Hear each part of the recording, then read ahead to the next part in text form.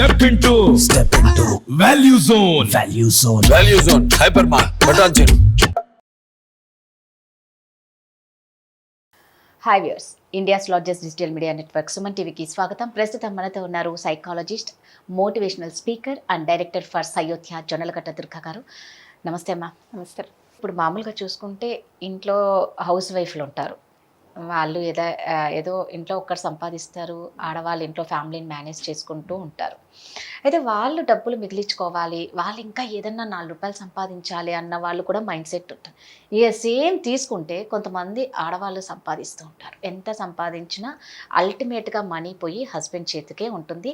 నువ్వు రూపాయి తీసుకోవాలన్నా హస్బెండ్ నుంచి మాత్రమే తీసుకోవాలి. అంటే వాళ్ళకి రైట్స్ లేవు, సంపాదించిన ఇక్కడ రైట్స్ లేవు, హౌస్ వైఫ్గా ఉన్న ఆవిడకి అక్కడ లేవు. సో వీళ్ళిద్దరూ ఏదన్నా హస్బెండ్కి తెలియకుండా అనేది అంటే ఇంకేమో మనం చెప్పలేం. వీళ్ళు మనీ సేవింగ్ చేసి ఏదైనా ఇన్వెస్ట్ చేయొచ్చా, వాళ్ళు కూడా ఏదైనా ఎర్న్ చేయొచ్చా? అసలు ఫస్ట్ పాయింట్ తెలియకుండా అన్న క్వశ్చనే అవసరం లేదు. ఎందుకంటే హౌస్ వైఫ్ చేసే పని ఇంట్లో ఎవరు కొలవలేరు, దానికి కొలబద్ద లేదు. సో షీ ఆల్సో రిక్వైర్, ఆమె కూడా మనం యాక్చువల్గా పాకెట్ మనీ ఇవ్వాలి. అవును, అంటే పాకెట్ మనీ అంటే ఇప్పుడు చాలా మంది ఏమంటారు, ఇంట్లో డబ్బంతా ఆవిడకే ఇస్తున్నాం, కిరాణా ఆవిడకి ఇస్తారా, ఇంటికి ఇస్తారా? అదే కదా, లేదు ఇంటికి ఇచ్చేది కాదు, ఆవిడకి ఇస్తున్నాం అంటారా? అంటే ఏంటి, నువ్వు ఇంటికి ఇచ్చే డబ్బున ఆవిడకి ఇచ్చిన డబ్బుగా లెక్క పెట్టి మళ్ళీ దాంట్లో మిగల్చలేదని సతాయించి నడవదు అలాగా. నేనేమంటానంటే ఆవిడకి ఇంత డబ్బు, దానికి నువ్వు లెక్క అడగద్దు, ఆవిడ ఇష్టం ఏం కావాలంటే అది చేసుకుంటాను. నేను ఒకసారి ఎప్పుడో ఈ మాటలు చెప్తుంటే మా అత్తగారితో ఏదో మాట్లాడుతుంటే మా అత్తగారు ఒకటి చెప్పారు, తల్లిదండ్రి ఇచ్చే డబ్బట సరదా అట, అది తల్లిదండ్రి ముచ్చట, మా పిల్లలకి అని ఇస్తారట. మొగుడు డబ్బు ఆడవాళ్ళకి ఎట్లా ఉంటుందంటే బాధ్యత అట. అంటే మొగుడు తెచ్చిన డబ్బుని మనం అమ్మో ఈ ఖర్చు ఉంది, చూడు చాలా మంది ఆడవాళ్ళు అలాగే కదా, ఈ నెల ఇది ఎందుకులే పోలే ఆ ఖర్చు ఉంది, కానీ వీళ్ళ సరదాలు చాలా మంది మానుకుంటారు, సంపాదిస్తున్నా సంపాదించకపోయినా. కొడుకు తెచ్చే డబ్బు హక్కు. సో ఆ కొడుకు తెచ్చిన డబ్బుని ఆడవాళ్ళు హక్కులాగా వాడుకుంటారట. అరే ఎవరా అని తీసుకుంటారట. అలా ఉంటుంది ఆడవాళ్ళ సైకాలజీ కదా. అందుకని అమ్మ నాన్న ఇచ్చినప్పుడు మనకి తెలియదుగా, ఏమి ఇచ్చినా తీసేసుకుంటాం మనం. అసలు ఇది కావాలని అడగడం తప్పితే ఎట్లా వస్తుందని కూడా మనకి తెలియదు అప్పుడు. సో ఇంత అంటే పెద్దవాళ్ళు చెప్పిన మాట అంత ఉంది డబ్బు వెనకాల. అయితే ఇవాళ సినారియోలో డిఫరెంట్ రాదా, ఎవరు ఖర్చులు వాళ్ళకు ఉన్నాయి. ఇంట్లో ఆడవాళ్ళు ఉన్నా వాళ్ళకి సోషల్ లైఫ్ ఉంటుంది. కిటీ పార్టీలను మనం తీసేయక్కర్లా, వాళ్ళకి అదొక వే ఆఫ్ సోషలైజింగ్. లేదు వాళ్ళకి ఇష్టమైంది ఏదైనా కొనుక్కుంటారు, ఇంకో హాబీ డెవలప్ చేసుకుంటారు, చదువుకుంటారు. నేను 20 సంవత్సరాలు ఇంట్లో ఏం సంపాదించినంత కాలం నేను మా పిల్లల చదువుల కోసం నేను ఇంట్లో ఉన్నప్పుడు చిన్నప్పుడు నేను చదువుకున్నా. మరి నా డబ్బులన్నీ నా ఫీజులన్నీ మా ఆయన కట్టాడు. సో అది ఖర్చే కదా, నాకు ఇచ్చారు కదా. సో ఇట్లా ఉన్నప్పుడు అడగాలంటే మొహమాటం అనిపిస్తుంది. లేదు ఒక ఫ్రెండ్ బర్త్డే పార్టీ వస్తుంది, గిఫ్ట్ కొనుక్కోవాలి, ఆ రోజుల్లో లేదు కదా, అడగలేం కదా. అది పెద్దవాళ్ళు ఇంట్లో వాళ్ళు అర్థం చేసుకొని ఆ లిబర్టీ ఇవ్వాలి. సంపాదించే వాళ్ళు కూడా వాళ్ళు ముందే చెప్పాలి, నేను ఇంత అట్టు పెట్టుకుంటా, ఇంత ఇస్తానే. అందుకే ఇప్పుడు వచ్చే కపుల్స్కి అయితే, యంగ్ కపుల్స్కి నేను అదే చెప్తాను, మీరు బడ్జెట్ పెట్టుకొని ఇద్దరు చెరసగం వేసేసుకోండి. నీ డబ్బు నువ్వు హ్యాండిల్ చేసుకో, ఆయన డబ్బు ఆయన హ్యాండిల్ చేసుకోండి. ఎందుకంటే చాలామందికి వీళ్ళ డబ్బు, ఆడవాళ్ళు సంపాదించే డబ్బు ఇంటి ఖర్చుకి వెళ్తుంది, మగవాళ్ళ డబ్బులు ఇన్వెస్ట్మెంట్కి వెళ్తాయి. అందుకని ఇది చాలా ఇంపార్టెంట్. ఇది కాకుండా మనకి ఏదైనా ఒక ఎక్స్ట్రా ఇవాళ రేపు మనకున్న ఆప్షన్స్ కూడా, ఇళ్లలో ఉన్న ఆడవాళ్ళు కూడా సంపాదించే ఆప్షన్స్ చాలా ఉన్నాయి. అంటే ఫ్యాషన్ డిజైనింగ్ అనుకో, లేకపోతే చిన్న చిన్న పనులైనా, జ్యువెలరీ చేస్తున్నారు, ఆర్ట్ వర్క్ కానీ, ఇంటీరియర్స్ కానీ, పెద్దగా కూడా అక్కర్లేదు రాదా, దానికి పెద్ద బ్రాండింగ్లు కూడా అక్కర్లేదు. మీ పని నచ్చితే చాలు. ఇవాళ ఆఫర్స్ వచ్చే వాళ్ళు ఉన్నారు మనకి. సో అలా స్కిల్స్ డెవలప్ చేసుకొని వాళ్ళు సంపాదించుకోవడం, ఎక్స్ట్రా మనీ ఉంటే సేవ్ చేసుకోవడం, వచ్చినట్టు ఖర్చు పెట్టుకోకుండా ఎక్స్ట్రా మనీ ఏదైనా మిగిలితేనో లేకపోతే ఎవరైనా ఇస్తేనో మనకి గిఫ్ట్గా అట్లా ఇస్తే నీ పద్ధతిలో సేవ్ చేసుకోవడం. సేవ్ చేసుకుంటే ఏమవుతుందంటే రేపు పొద్దున్న అదే 4 రూపాయలు. And best thing is stock market.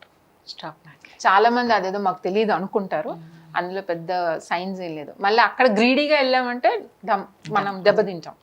But invest చేసుకొని పెట్టుకోవచ్చు. మీ దగ్గర 500 ఉంటే 10 స్టాకులు కొనుక్కొని పెట్టుకున్నా కూడా అవి దాని మానాన్ని అది పెరుగుతూ ఉంటుంది. కొంచెం నాలెడ్జ్ పెంచుకోవాలి అంతే. సో మనం ఎప్పుడైనా అప్గ్రేడ్ అవుతూ ఉండాలి. అప్గ్రేడ్ అవుతూ ఇది ఇలా ఉండొచ్చు, ఇది ఇలా ఉండొచ్చు.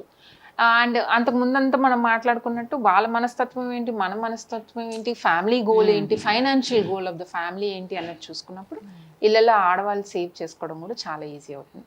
అయితే దీంట్లో కొంచెం రిస్క్ టేకింగ్ కూడా ఉండాలి. ఇప్పుడు ఇంట్లో కూర్చొని మీరు ఏదైనా ఒకటి చేసుకోండి అని నువ్వు దాన్ని అప్గ్రేడ్ అయ్యి ఒక యూట్యూబ్లో పెట్టుకోవడమో సోషల్ మీడియాలో పెట్టుకోవడమో పక్కన వాళ్ళకి చూపించుకునేవండి నేను ఈ పని చేస్తున్నానండి అని అట్లా వాళ్ళకి చెప్పుకోకుండా ఆ రిస్క్ తీసుకోవడం.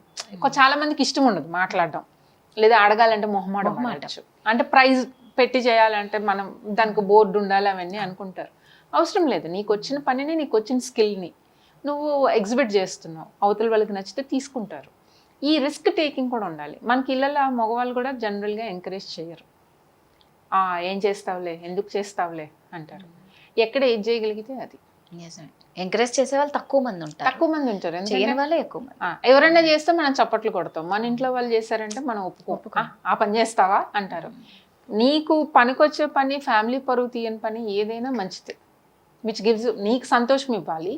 ఫ్యామిలీ పరువులు తీయని పనులు ఏ ఉన్నా కూడా చేయొచ్చు, దాంట్లో ఎక్కువ తక్కువ ఏం లేదు.